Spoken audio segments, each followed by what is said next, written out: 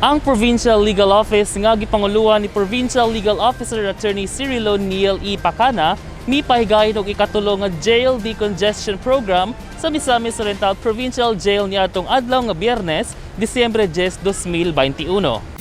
Anaa sa kalihukan sila Provincial Jail Warden Police Colonel Robert Roy Bahian, Provincial Prosecutor's Office Attorney Charissa Alvarez ug Attorney Rocco Mandawe, Honorable Judge Isagani N. Ravidas sa Municipal Trial Court Alubihid ug Attorney Virgilio A. Galarita sa Integrated Bar of the Philippines Miss-Or Chapter.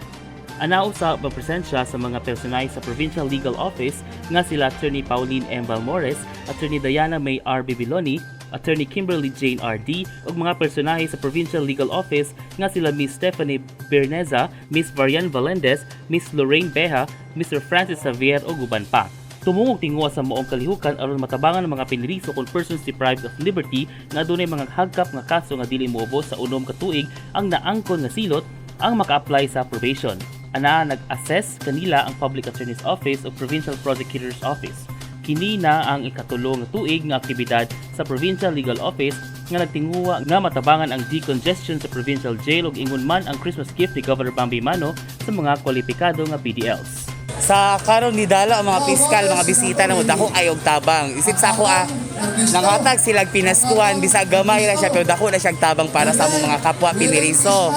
So, nabi piskal makatabang sa among case, makagawas mi og dili kay ako lang para sa ako aron gitagaan ko adlaw na makagawas ko arong adlaw kay na naman ako attorney, ako na ako ang release order gikan sa korte nako. So, di lang kay ako ra isa, daghan ni na natabangan ni para Bambi sa amo ang provincial warden na si Roy Bahian. Para sa ako daghan jud as in daghan sila bless para sa amo at wala ko may istorya. Thank you.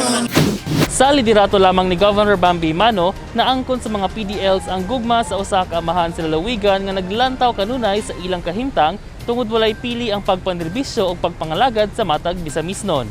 Kauban si Chloe Dalay sa kamera, ako si Lambo Danny Vertidazo of Shama Jr., alang sa limpyo o mataro nga panggobyerno, padayon Pilipino.